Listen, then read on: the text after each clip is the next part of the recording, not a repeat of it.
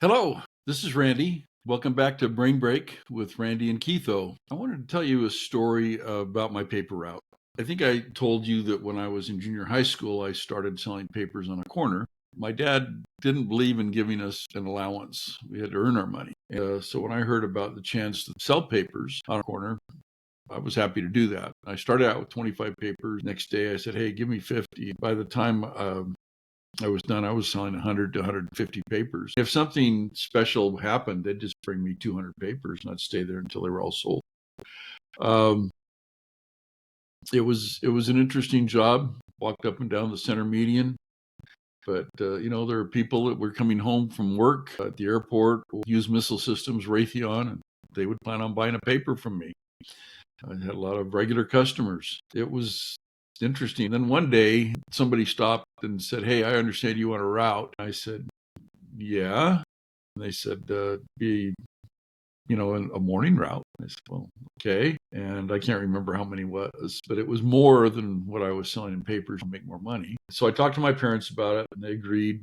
They gave my corner to somebody else. I found it fascinating to build a paper route. Whenever there were dead spots, I would go and get subscriptions because there was no need to just drive by houses if we could throw papers to them. Back then, most everybody took the paper because it was the way you found out what was on TV, what was happening in the sports world, what the news was. You could listen to the radio. So the way you got your news was through a newspaper. In Tucson, there were two. The morning paper was the Arizona Daily Star.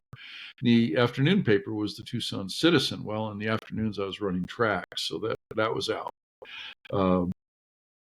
So the paper route came along at the right time because once I left junior high and went to high school, I was running track. But it was fun. I built that route up from, I don't know, say 125 papers to over 900 over the years. I had some amazing customers. One of my customers was a judge, Ivo DiConcini. He would always tip me handsomely. He asked that his paper be put on the porch, and I didn't just put it on the porch, actually leaned it up against his door frame. So all he had to do was lean down and grab his newspaper. His son was the Pima County attorney eventually, and then became our senator. But before that, he was in charge of this task force, which was police, FBI, sheriffs. His name was Dennis DeConcini. I threw him newspapers as well. And then I happened to throw to somebody else that was a little bit interesting. That was a man by the name of Joseph Fanano. He was the gangster that retired to Tucson. I remember the first time I went to his house to collect for newspapers, I saw two guys on the roof walking around with shotguns. That kind of freaked me out. My dad didn't really keep up with that kind of news, but Dennis DeConcini did and told me who he was. I never had anything to worry about. He was a nice man. He tipped generously, asked for some good service. He got it. He had a couple kids that were older than me, but he was always surrounded by people that were protecting him and taking good care of him. He lived in a nice neighborhood. This paper route was scattered. Oh boy, was it scattered. But wherever we could put things together, we did. One of the interesting places I threw papers to was to a retirement home. I would get there 5:30, 5:45 in the morning. I would run down the hallway, just drop papers as fast as I could, because I was trying to finish by 6 so I could get my run in and then also get to school. But as I got older, I realized that these people liked the fact that I was noisy because they would visit each other's rooms. I didn't know anything about that. It was an interesting experience. I really enjoyed throwing newspapers, and those people were great. They were really good people. I had some big mobile home parks that retirees would live in. It was so hard to keep track of them. So what we did was we found this tape that 3M made that was reflective. We cut it into a very distinctive shape. We'd put that little reflector on the mailbox pole of the customers that had subscribed. We kept pretty good track of things. I had the largest bond with Tucson newspapers, which basically handled the distribution of the Arizona Daily Star and the Tucson Citizen. I had to pay quite a bit for that bond, but when I finally quit, I was married by the time I finally quit. The check was handsome. The interesting thing is I would, when we would start people up, I would go and collect 3 months worth of newspaper. A lot of them were used to paying for the newspaper by the week. I said, I don't have time to do that. I'd explain, I run track, I go to school, do the newspaper. If you want to do that, you can go down to the Circle K and buy your paper. You can buy it daily. But then they'd call and complain. And my supervisor would explain, yeah, he's got this. He's bonded for that amount of money. You won't get ripped off. He keeps excellent records. We'll make sure you get your newspaper for the full 3 months. Usually that's all it took. There's some people that didn't want to do it. Maybe they couldn't afford to. I don't know.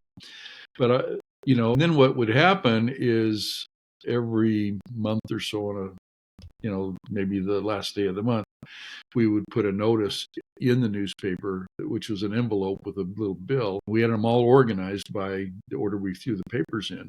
Then they would mail us a check. Some people mailed cash back in those days, believe it or not.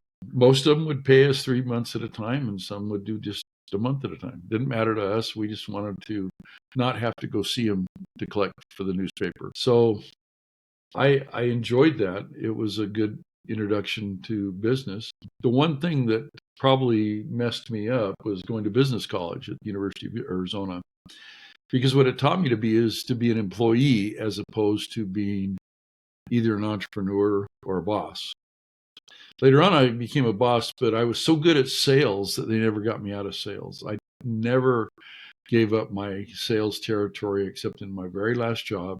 And then I did it begrudgingly. I didn't really want to spend all that time helping people, but there were about 14 people that I was helping. So I had to slow things down. That was how I did it, was give up my own territory, which was the largest in the company. So anyway, that's a little bit about me and my paper route. I thought you might get a kick out of that, but yeah, dead spots.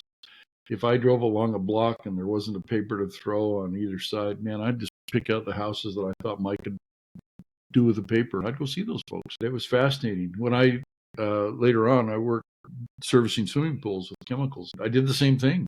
They would pay me, I think the first month, they would charge $25, and I think I got like 20 of it the first month, which I know they were losing money, but they figured with our service that people would stick with us. And they did. So I would go and see these guys and convince them to try our service. At that time, you couldn't treat your own pool as cheap as we could treat it, because we were using gas chlorine to chlorinate the pool, not bleach or tabs like they do now generally. Gas chlorine is really the way to go, because when you put gas chlorine, it also turns it into hypochlorous acid and hyperbromous acid, so it actually is keeping the pH right where you want it, so you don't have to pour in separate muriatic acid. Thanks for joining me again. I enjoyed being a paper boy. I think it was a great preparation for life. I actually made a lot more money than my friends did working for various places, whether it was the grocery store or McDonald's or something like that. But it was interesting. I enjoyed it. Thank you, and please like and subscribe. Tell your friends about us, and if you can, leave a comment or two. Appreciate you.